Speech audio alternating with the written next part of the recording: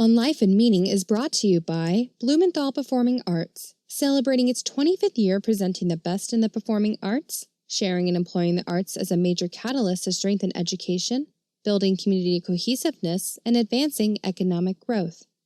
Further support is provided by Foundation for the Carolinas, inspiring philanthropy and empowering individuals to create a better community. And by the Arts and Science Council, Charlotte-Mecklenburg's resource hub and lead advocate for the regional cultural community, providing culture for all.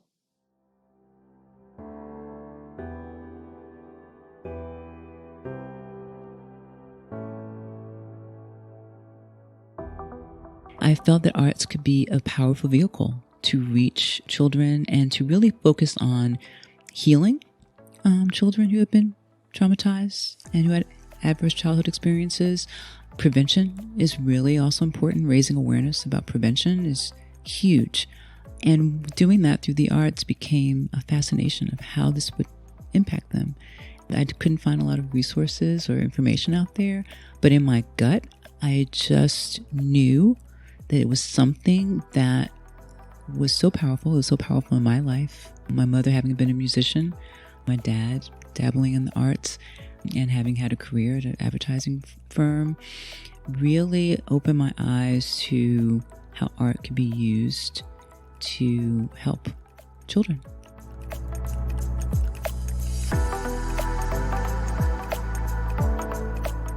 Natalie Frazier Allen is founder and executive director of the Arts Empowerment Project, a nonprofit organization which provides funding to connect court-involved and at-risk children to high-quality existing arts programs. Natalie formerly served as Family Division Policy Counsel and as chief of the Domestic Violence Unit in the Attorney General's Office for the District of Columbia. She serves on the board of directors of the Mint Museum and has previously served on the boards of the Harvey B. Gantt Center for African American Arts and Culture and the Women's Impact Fund. In this episode, we explore adverse childhood experiences, the power of the arts to overcome trauma, telling the truth, Spelman College, and reflections on career, family, and faith. I'm Mark Paris, and this is On Life and Meaning.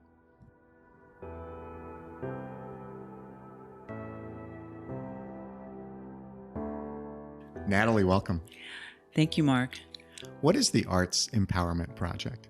The Arts Empowerment Project connects court-involved children and at-risk youth to existing arts organizations and enrichment opportunities in Charlotte. We fund their experiences, we fund their transportation, and we believe in the transformative power of the arts to inspire and promote resilience in children. And who are the children that you are serving?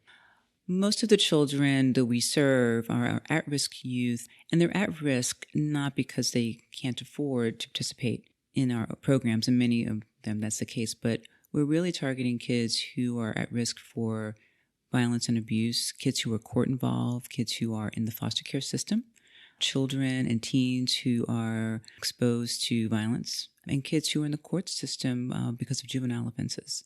We've worked with these children for the past several years in helping them use the arts as a vehicle for exposure, for hope, resilience, and for positive self-expression.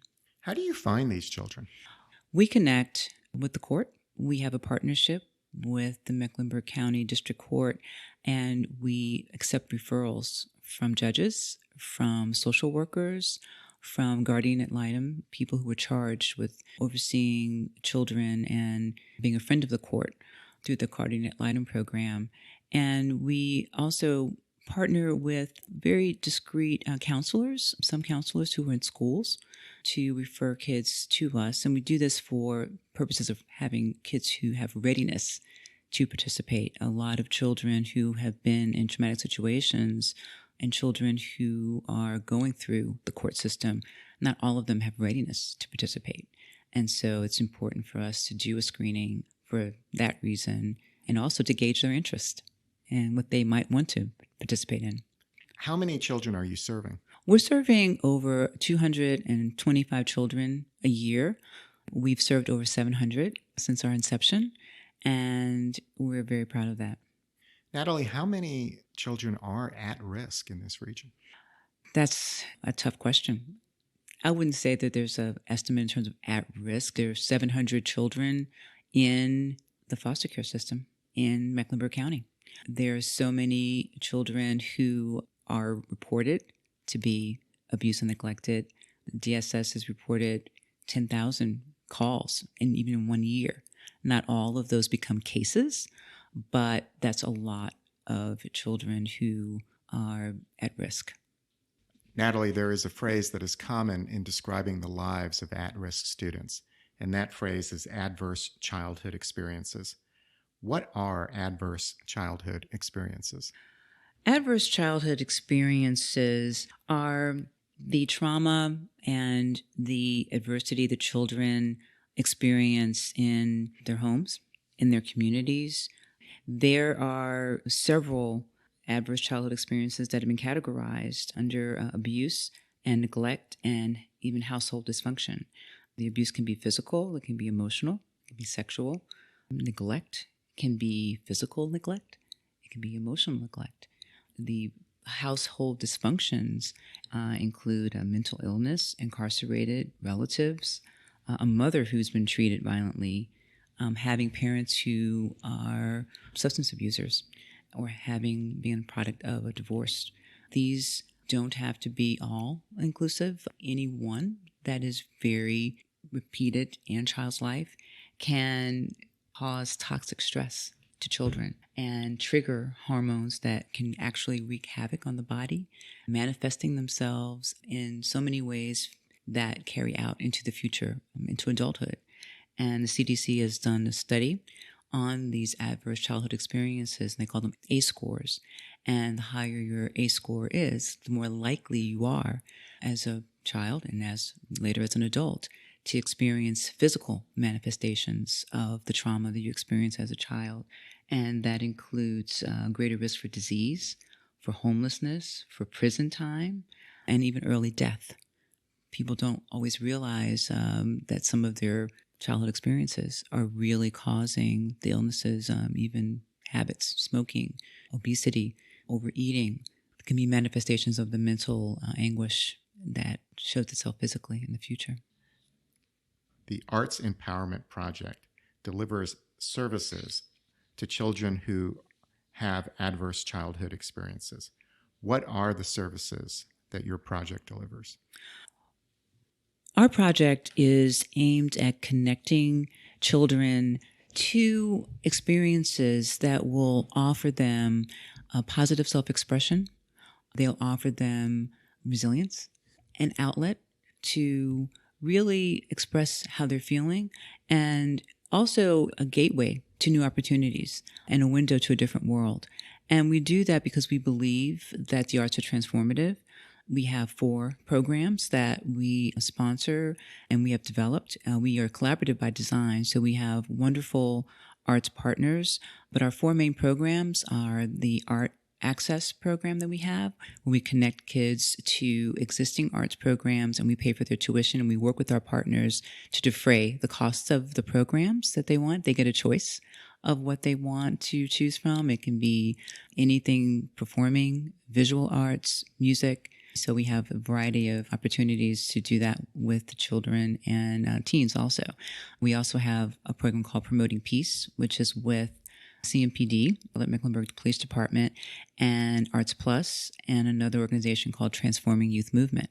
Together, we help kids who have been in the juvenile justice system connect with officers who are serving as mentors of sorts. It's a class when they come in, they meet officers. Instead of picking up trash on the street, they're going to talk to officers. It sort of came out of sort of turmoil that we had a few years ago, not just here in Charlotte, but all over the country, building and really trying to break down stereotypes. And it's not just for the students, but it's also for the officers.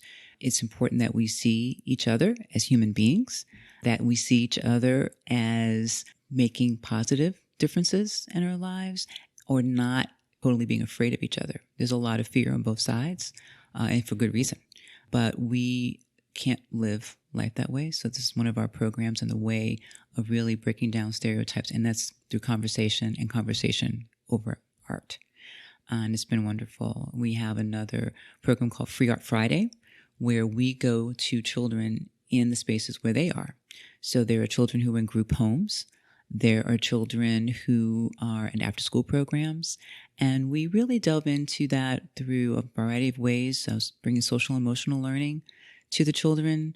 When we visit, we have trained staff, 2 assistants, a program coordinator and an assistant program coordinator, and we go out and we do it through literacy. We read books, and then we talk about the moral of the story, and we do an art exercise to sort of emphasize whatever moral of the story they've learned or whatever we're exploring. I think art tends to have a funny way of solidifying and really bringing to bear in a different way the lessons learned. And then our final program, which I should have mentioned first because it was our pilot program, which is with CPCC. It's a culinary boot camp. Children, primarily in this particular program, teens, go through a 3-day long boot camp where they learn about nutrition, they learn about cooking and eating healthy, and they're able to make their own meals. And they have a culminating dinner where they serve their guardians and their parents and friends if they want to bring them. And it's fabulous. The kids learn a lot about etiquette, things that they would never always think about. Not all children are thinking about how to eat properly, and some have unfortunately not had that exposure at home. Some children that we found had never even touched raw meat in their whole lives, and some of the children were grown into teens. They're 16, 17 years old. They eat hamburgers, but it never hamburger patty in their lives. And so having that experience and learning how preparing food can be healthy for you. Natalie, you are a nonprofit. Mm-hmm. You are funded by grantors. I'm sure they ask you, how do you measure effectiveness? What do you say? It's not easy. We are a organization that started out with connecting kids, and people didn't know what that meant. I said, what do you mean? What do we need a connector for? And I think now in the last couple of years since the study has come out on economic upward mobility, social capital has become a real catchphrase, and I am thankful for it, because the social capital that we have been working on and sharing with our students and connecting students to opportunity has been going on for a while, but measuring that is tricky. There's actually a study going on now right here in Charlotte about how to do just that. Harvard has picked Charlotte as a site to study a lot of things, including the social capital impact that programs are having. How is that measured? How many hours do you need? And we have a lot of wonderful qualitative measures. The quantitative is not easy. We're dealing with foster care kids who are transitioning from household to household, from jurisdiction to jurisdiction, from school to school. How do you track them? It takes a private investigator to find out, because some of the information becomes personal once they leave the system. So it does become quite complex, but we are up to the challenge, because I do not believe that children, because they're in crisis, shouldn't get anything. They should be doing more than surviving the system. They should be living. And part of living is having beautiful things in your life and hobbies, and having interest and successes in some of the things that you find fascinating. Natalie, there is an assumption in your work that exposure to the arts helps people who have suffered trauma and adverse childhood experiences. How do we know that the arts helps people? The arts are so powerful, and people who are arts advocates and arts enthusiasts and arts educators understand it. I'm an artist myself in a way. I have not been professionally trained, but it's one of the joys. And arts is a universal language. Music, movement, visual arts, stunning dramatic arts. People are drawn to it. Children are drawn to it. And it is a healing force. Statistics have shown that you have access to the arts in high school, you're 3 times more likely to earn a bachelor's degree than students without arts. Students with weekly exposure to arts are even 4 times more likely to be recognized in school for academic achievement. Then you have the contrast where students who don't have arts experiences are 5 times more likely to drop out of high school than students with arts involvement. And those are national statistics. We know that pro-social activities and arts really help improve social skills, and they heighten self-esteem of creating something that hasn't been there before, having the power to shape something and make it into something that you're proud of really increases a student's engagement. Natalie, you mentioned qualitative evidence. Is there a story that comes to mind that showcases the work of the Arts Empowerment Project? There's several. It's hard to pick just one, but one that comes to mind immediately is a story of a young woman who entered our program during our first pilot year. She was a teenager, 16 years old. Her name is Erica. And if she ever hears this, she'll know that I'm talking about her because she's a wonderful young lady. She was one of our first students, and she was in a group home, not been adopted, never been adopted. We don't know all the reasons why. And that's one thing, those confidences are kept. We help the children. We don't look into their records. We rely on their counselors and their social workers to do that for us, and they recommend them to us. But she came to us and really interested in art, and we didn't know what a prolific artist she actually was. I don't think she knew either. Having had her first formal art class with Arts Plus, having an art teacher who was attentive, and having some of our team members to come every day. She did a class with us. This is our Art Access program for 6 weeks, and coming in on weekends. It was wonderful for her, and she created over 24 pieces, completely gorgeous. I think she surprised herself, and the instructor at Arts Plus, Jason Watson, who's the visual arts manager now, was so impressed by her pure artistic ability that he offered to give her classes just free of charge because she was that prolific. It didn't work out for her schedule. Unfortunately, she had a lot of things on her plate. But the one thing that was wonderful about that experience for her was being able to showcase her art during an exhibit at a law firm and having her art shown on the wall and people interested, asking her questions about why she created it.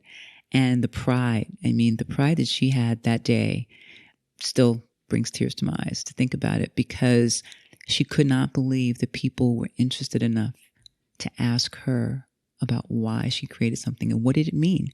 And it was worth it to them to stand there and listen to her as a 16-year-old explain what it meant to her. So that was wonderful. And she went on to succeed, graduate from high school, and now she's at Johnson C. Smith University. Natalie, why does the work of the Arts Empowerment Project matter? The work matters, Mark, because it is a vehicle, it is access, it is hope. It brings to bear, not that we want to create artists per se, but the vehicle of art, the striving to attain something beautiful, and to give children who are traumatized, who have had a tough life, a window to a different world through the arts. There's so many ways this can happen. Education is the primary enabler, but art is another way of reaching children. And I think it's underestimated in many cases. I think about how children are drawn to music. They love rap. They love hearing their favorites. They love something shiny and beautiful and color. They love the movement. They love the opportunity to see someone performing a piece. And sometimes they don't really realize that they love that. It's not something that you are able to do every day. And so this is so important, the work, to me, because it brings and it draws children in, and they have an ability to experience something for the first time that may have never have experienced before. And I can even give you an example of one time we took kids to the Harvey B Museum. I used to be on the board there, and we thought it would be a great introduction to the Romare Bearden exhibit. We bring in teenagers who have been involved in the juvenile justice system. They're 15, 16, 17 years old, and they come in to the place and we say, oh, this is a great exhibit. Romare Bearden was this great exhibit. He said, wait, hold on. Where are we? We said, well, you're at a museum. Have you not been here before? This is the African American Museum. Nope. Who is Harvey Gantt? Who is that? He said, he's the first African-American mayor of Charlotte. Some of them had blank faces. They didn't know what the museum was for. They didn't know why we would come here to do this particular thing. So we had to take a couple of steps back to introduce the concept of the museum, to introduce its namesake. And to me, that was just the tip of the iceberg. Not only did they not know where they were, they didn't know what it was for. So really educating and bringing kids on in civic engagement, community engagement, to know that downtown or uptown belongs to them. This is some place that they have a right to come into. This beautiful building, all the beautiful buildings and the Levine campus. We took them to everyone after that. They went to the Mint Museum. They went to the Bachelor.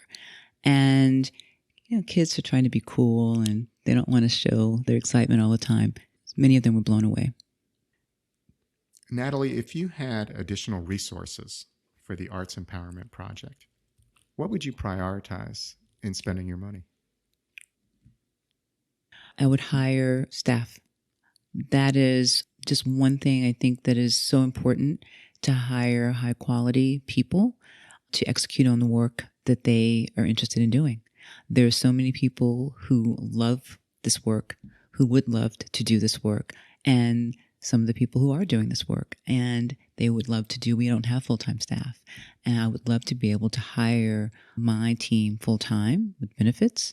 It's so important, the work that they bring, the quality, the passion that they bring to their job, but everybody has bills to pay. They have commitments. They have things that they need, and we need to compensate them for that time. We have a very complicated group of children and teens that we serve, and being able to do that on a high quality level is so important to maximize what we've put into the program, and the training that they've had is critical, and that human capital is so important. And I think that's what I would use the money for. So, Natalie, I'd like to talk about how you've come to do this work and why it's important to you. Where were you born? I was born in Harlem at Sydenham Hospital. My dad was a native New Yorker, and my mom was from Alabama. And they met and married, and my mom didn't like city life. She's from Birmingham, so she said, "Can we move out?" So we moved out to Queens. So I was raised in Queens, born in Harlem, raised in Queens, and it was a great home. I love my parents. They've both passed on now, but Queens was where I grew up. What do you remember about growing up in Queens? Queens is largely just residential. It's cityfied, but the people who are from Manhattan don't think, "Oh, you guys are out in the boonies," So it's New York City qualified. But Queens was an interesting place, big melting pot of people, as you can imagine. My neighborhood was primarily African American, working class people, anything from postal workers, civil servants, teachers. My mom was a teacher. People who did all different types of work, working for the airport. We lived between LaGuardia and Kennedy Airport. So people working for the airports, and just a wide variety of folks and a wide variety of blocks. So people who have grown up, know anything about city blocks and urban residential areas, that one block can be really great and one block can be not so great. And we navigated our way around those blocks. You might walk 2 blocks out of your way to get home on a certain day to avoid trouble. But Queens was interesting. I grew up in the 80s there, 70s and 80s, and I went to a Catholic school across town in St. Albans, and my mom taught in Hollis at a junior high school. We got up at 5:30 to take the bus to Catholic school, St. Paschal Baylon School. A little known fact, I went to school with Daryl McDaniel from Run DMC.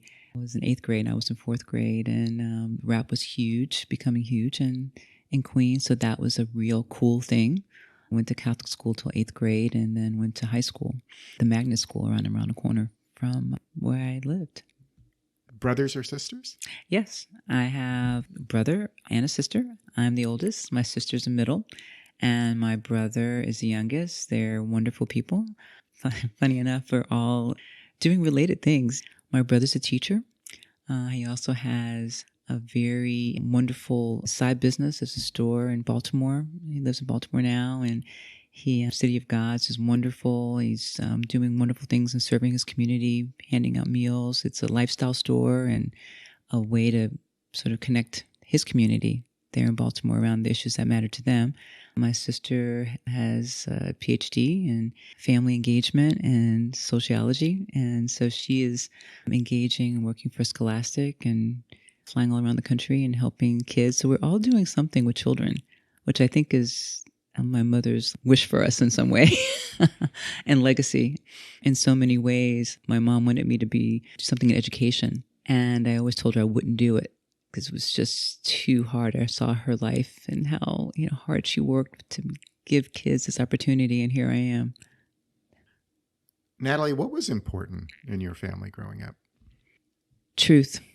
Telling the truth was a huge, huge thing. And I remember getting in trouble from time to time for not listening or not doing my chores or things that most kids get in trouble for. But if I did not tell the truth, if I lied, if any of us lied about anything, hammer time. Just never lied to, especially my mother and my father. It was very important to have that in our family and being honest.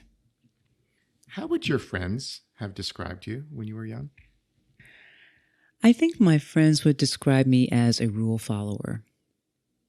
A rule follower. I think I was a big rule follower. Never wanted to get in trouble. Always really thinking about what was fair, sort of what's right and what's wrong. And not obsessive about it, but really trying to do my best. We'd go and hang out, and we all had fun. We had great friends, and I had a wonderful group of kids from church. Grew up with a tight-knit community in my church, Calvary Baptist Church. Shout out to them and all my friends there. But really thinking about having fun, but not too much fun. If the Girl Scouts were on a trip, we had great Girl Scouts, and they said, let's go short the sheets and sneak out of the room. I'm like, no, I don't think we should do that.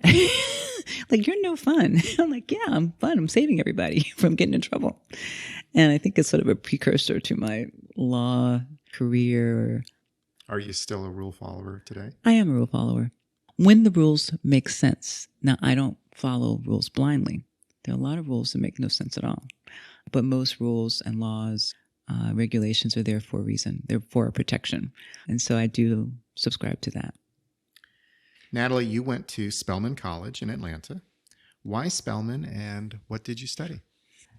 I went to Spelman because my mother made me go to Spelman. I love Spelman now, but as a 12th grader, I did not want to go to Spelman College. And people who know me know that story well. I cried in the kitchen on a Sunday. I wanted to go to Syracuse University. My mother did not think I'd be happy there, but I had made a pact with 10 of my best friends from high school that we were all going to go to Syracuse and root for the Orangemen. And that was the thing to do. We're from Queens, and how that came up, but that was a popular thing, a popular school to go to. And my mom said, it's cold, it's way too big, and I don't think you're going to be happy. I want you to go to Spelman College. Spelman was a family school. I had cousins at Morehouse who, I had one cousin who was already there. He was a sophomore, and I had two cousins that graduated from Spelman and family friends. My mom had attended at HBCU. She went to Fisk University, and I've just had a little bit of East Coast Northern snobbery. Why I wanted to go to school in Atlanta, Georgia.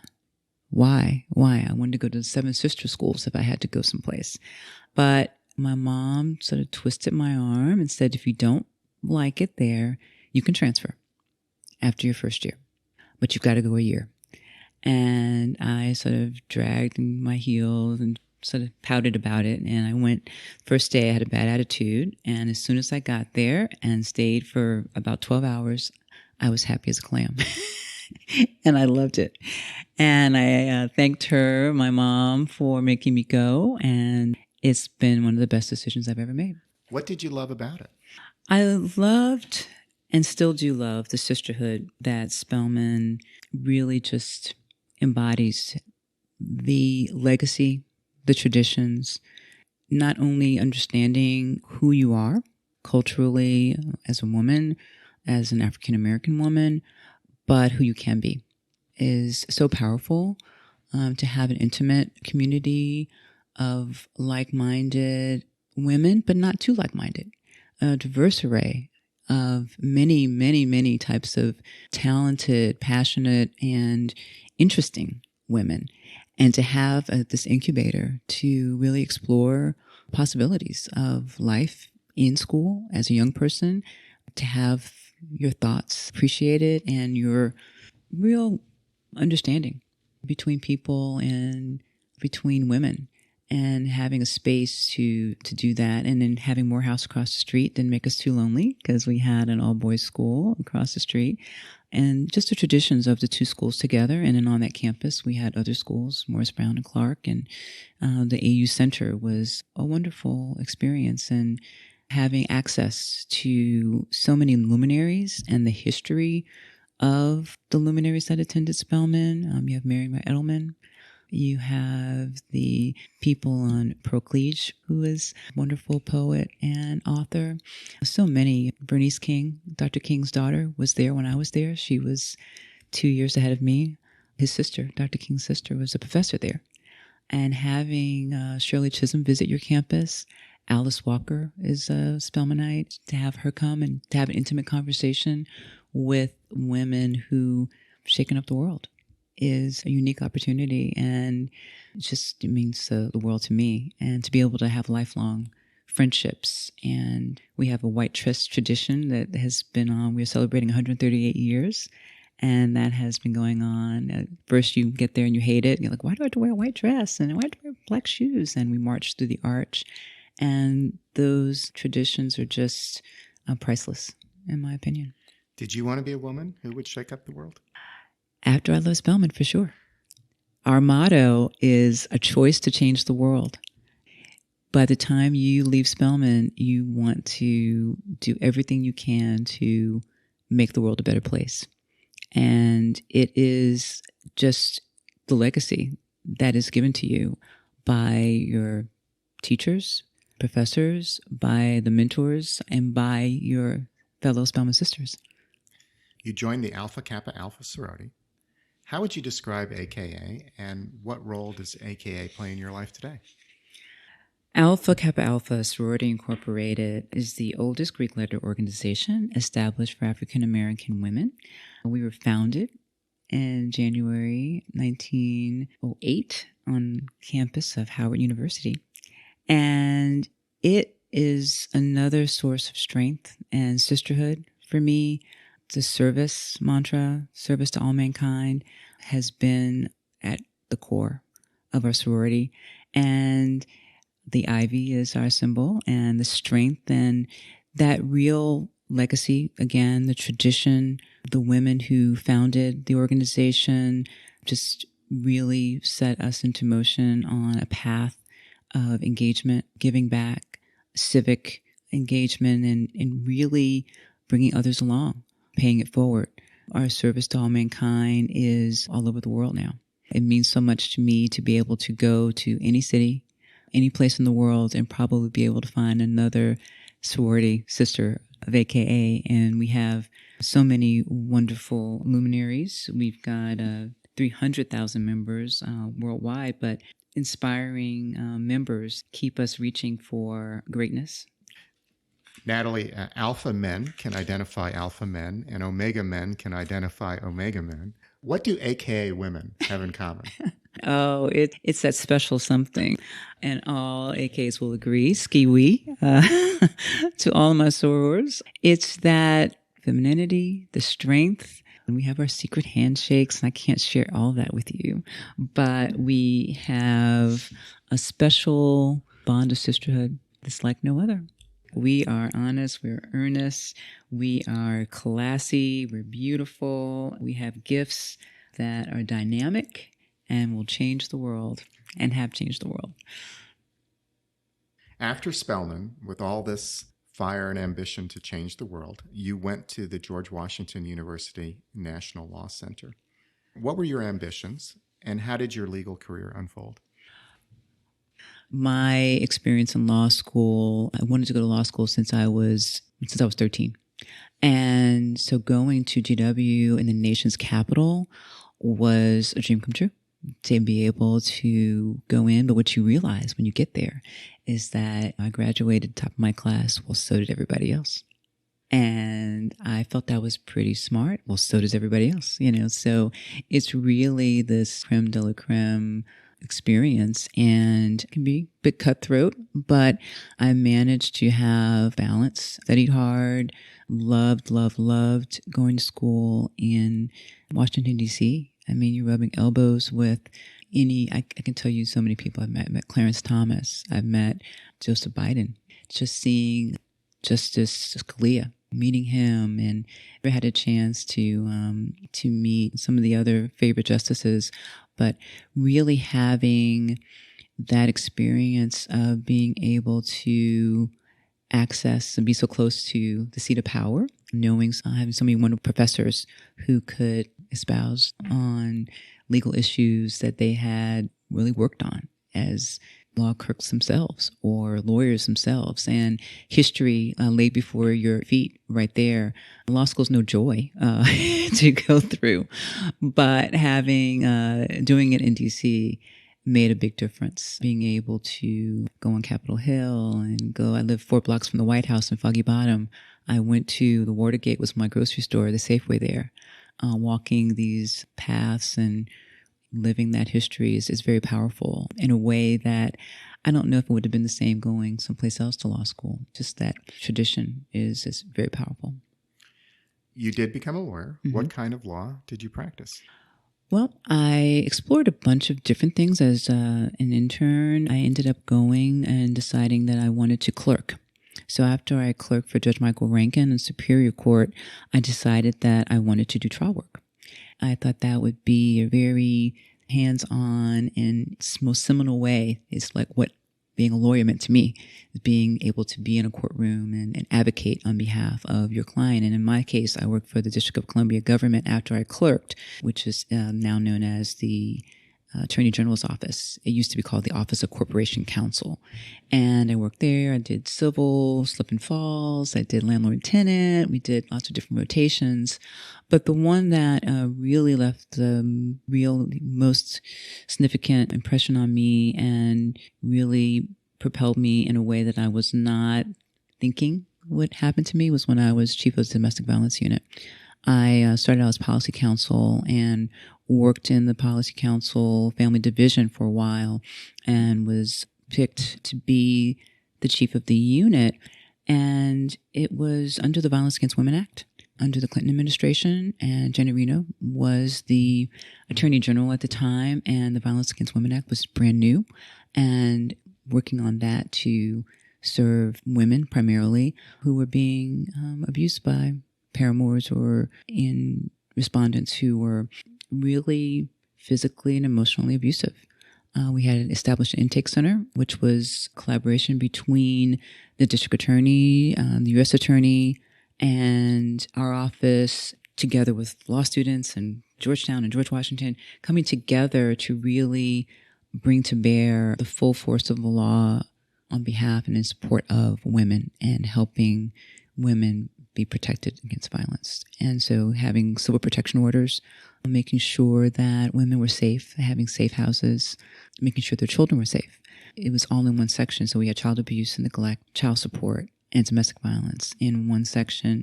It was hundreds and hundreds of women and children and families. And because it was an inter-family statute, sometimes you had men too who were being abused. So we don't want to leave that out because it's real. But it was amazing. It was an amazing experience. In fact, there was a file that crossed your desk that had a particular impact.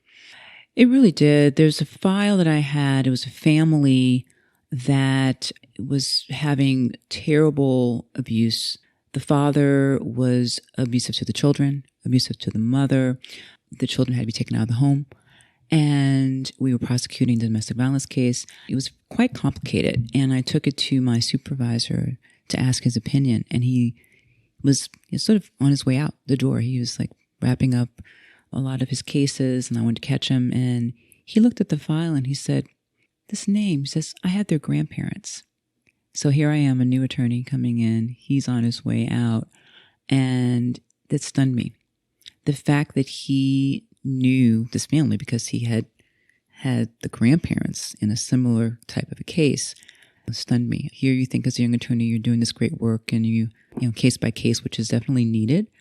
But to hear that it's generationally has been going on and then sort of peeling back the layers on that and finding that there are many, many families, a large percentage of families, where this cycle of violence has been something that has been ongoing from generation to generation. And that was astounding to me. There came a time when you left the law. Why did you leave the law? I left the law to follow my husband's job. It wasn't completely intentional. I thought I was going back. I think it's just in the last few years that people stopped waiting for me to come back to Washington, D.C. We've been gone now almost 20 years. And he used to be with First Union, which was Wachovia, which became Wells Fargo. We thought we would be back in D.C. after we moved. He was given an offer he couldn't turn down to move to the Carolinas. I didn't know anything much about the RTP and Raleigh, which was our first stop in the Carolinas. And I said, well, we'll be here for a year or two, max. And 1 year turned into 20. 1 or 2 years turned into 20. We had our son when we were living in Washington, D.C., met and married there. Sort of leaving that career was like a little death for me because I'd wanted to be a lawyer for so long. But, I had to come to grips with the fact that family became the most important thing. And in fact, over the last 20 years, you've taken care of your family I have. in different ways, haven't you? I have. My son was born with hydrocephalus, which is a condition of water on the brain. He's fine now. He is one of really like the 99th percentile of kids who have that condition. He really at risk when he was younger, but he's played sports. He's great. He's gone to college. He's a wonderful young man, but it was touch and go there when he was very young. And my mother had cancer. My dad had a heart condition. It just all came together that one of the reasons you say, why is this happening to me? Why can't I go back and practice law? I thought I wanted to be a judge. I thought I wanted to be a trial attorney. But you start thinking and looking back, and as Providence would have it, that it was where I needed to be at the time for my family. And I was with my son when he was sick, and with my mother when she passed away. I took care of my father before he passed away, and I wouldn't change it and wouldn't trade it for the world. Natalie, how did the idea for the Arts Empowerment Project come about? The idea for the Arts Empowerment Project was really just something that evolved over time. As my kids have sort of grown up and just even having children, sort of really sent me back to those days when I was working in the Family Division, living in Queens, thinking about how violence and abuse impact children. And something about when you have your own children, you see the world a little bit differently as a mother, as a protector. And then just realizing that, listening to news stories, that it wasn't getting any better. And I said, well, how can I fix this? Can you fix it? Is it fixable? Really thinking about what I was going to do with my life, what I wanted to do, how I wanted to change the world, how I wanted to impact society and give back to my community. And it just sort of hit me over the course of a couple of years that I really wanted to use my art, which was my first love.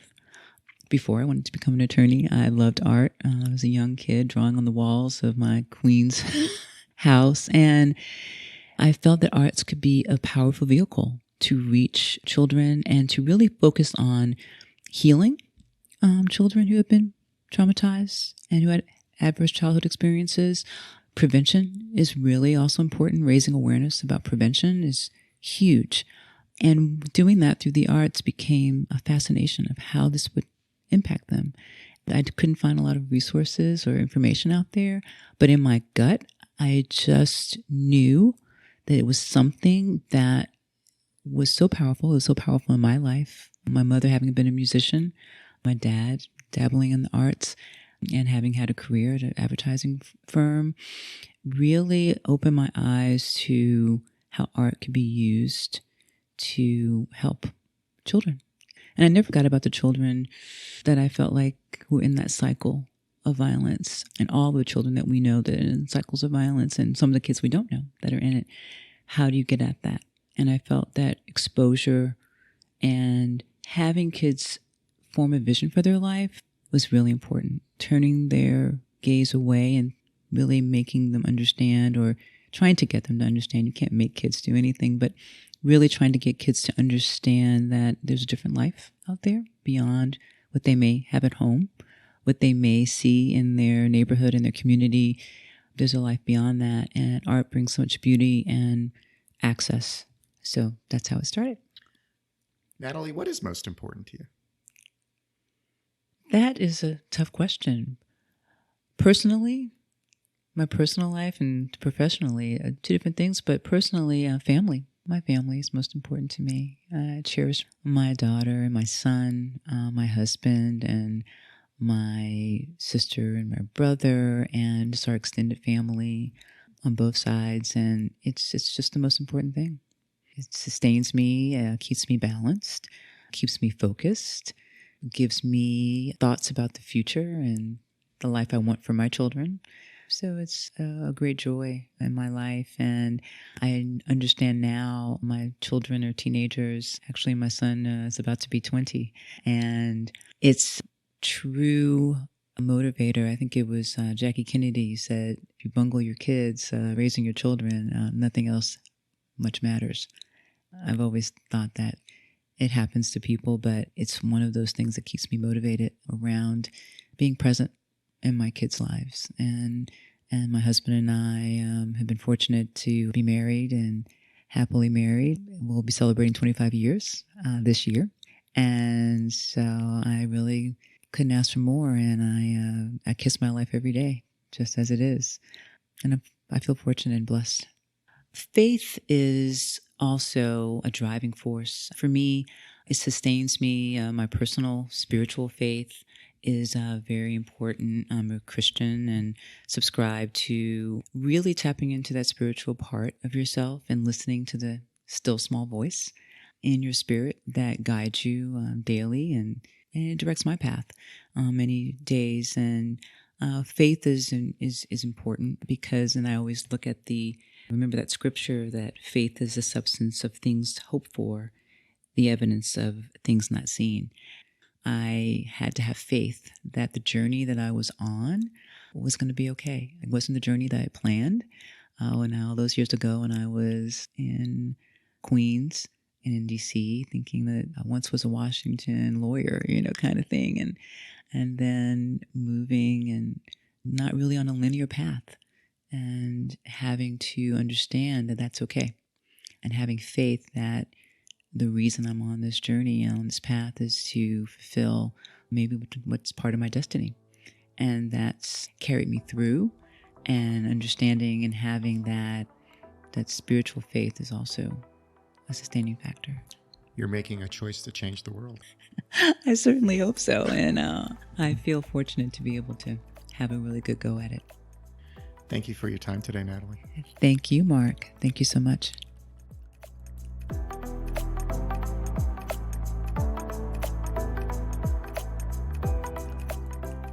Natalie Frazier Allen is founder and executive director of the Arts Empowerment Project.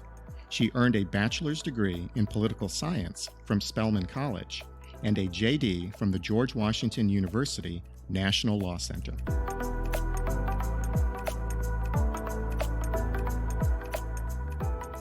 And now, a personal word.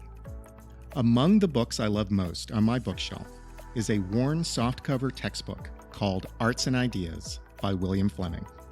I have the 6th edition, published in 1980, a year before I was assigned the book in my Introduction to Art class my freshman year in college. I still have it because I lived in a time when the books assigned to us in college were the most precious things we had as we started our adult lives. When I graduated, I had a duffel bag of clothes, a backpack with earmarked novels, Siddhartha anyone, and boxes of books and folders collected over 4 years of liberal arts study that has traveled with me since. Arts and Ideas is this masterwork of intellectual history, musicology, and art appreciation. It is a singular work that is breathtaking in its range and insight, weaving together the arts, philosophy, science, politics, and the spirit of each age of human history. What makes it essential is its clarity of vision. The narrative explains works of art in the context of their time, as one would expect, but it does something more, something profound. It speaks poetically about the mystery of creation. From its first word to its last, over several hundred pages, Fleming gets at the wonder of the human condition. He compels us to play our part in a continuity of expression in which all of the past exists, pregnant in the present. There are hundreds of images of art, sculpture, architecture, and musical notation in the book. But Fleming has to start with one work of art to begin his tale. I can imagine him considering the entire canon of Western civilization. On page 1, he chooses Giorgio di Chirico's 1917 painting Les Muses Inquietantes, or The Disquieting Muses. In Chirico's painting, one sees 3 ancient Greco-Roman statues symbolizing the Muses, those conduits of creativity who preside over the arts. The painting is strange and enigmatic, with comical touches. One muse has a balloon for a head. Another muse is seated wearing a hat rack beside a red mask. A third faceless muse is in the back with arms pointing forward. The figures cast eerie shadows across an empty public square with a medieval castle, a modern factory building, and a futuristic tower. The painting is a dreamscape of disturbance in time. Fleming is making clear with his choice that the arts are a mystical matter. The arts are disturbing. The artist channels forces that break into our event continuum. It can be volatile stuff. In 1957, Sylvia Plath wrote a poem also entitled The Disquieting Muses, inspired by Chirico's painting that she described as 3 terrible, faceless dressmakers' dummies in classical gowns, seated and standing in weird, clear light. Plath commented that the 3 muses in the painting suggest the 3 fates who weave the destinies of men and women, and the 3 witches in Macbeth. Plath's poem is a haunting lament in which she suggests she is surrounded by otherworldly company, distorted muses who are visitors from a world of madness. Fleming quotes the French philosopher Henri Bergson, who describes time as the continuous progress of the past, which gnaws into the future and which swells as it advances. We see the links from the Greeks to the Romans to Shakespeare to Chirico to Plath to our own day, in which artists confront constants and variables. Fleming writes, "Like the ancients, we marvel at the fertility of life, the miracle of birth, the process of growth and maturity, the experience of joy and sorrow, the mystery of death. Like the people of antiquity, we are attracted by the sights and sounds that delight the eye and ear. We wonder at the change of the seasons, the awesomeness of the 7 seas, and the vast expanse of starry skies. Like the ancient Greeks, we still try to come to terms with our own inner nature, to adjust to society, and become part of the social scene, and to speculate on our place in the universal scheme of things. What changes is invention. What changes is expression. We have tools and technology that our ancestors might have imagined, but could not yet manifest. We can have any fact given to us by Alexa. We can travel to Mars. We can extend life, but our concerns remain the same." At the end of Arts and Ideas, Fleming turns to the chaos of the current age and the vastness of choices with which we are confronted. It is for the artist to pursue the trivialities or sublimities of life, leap into the gaping void, wallow in the primordial ooze, or else create some mode of order in a world of arts and ideas. It is through the mists of time that the artist seeks to envision the invisible and understand the unintelligible. I write this on a day in which a photograph of a black hole has been published for the first time. A day in which the New York Times reports the image of a lopsided ring of light surrounding a dark circle deep in the heart of the galaxy is a smoke ring framing a one-way portal to eternity. Natalie Frazier Allen invites young adults who have survived dysfunction and dislocation to confront chaos. She invites them to reach into the void. She invites them to give birth to a dancing star.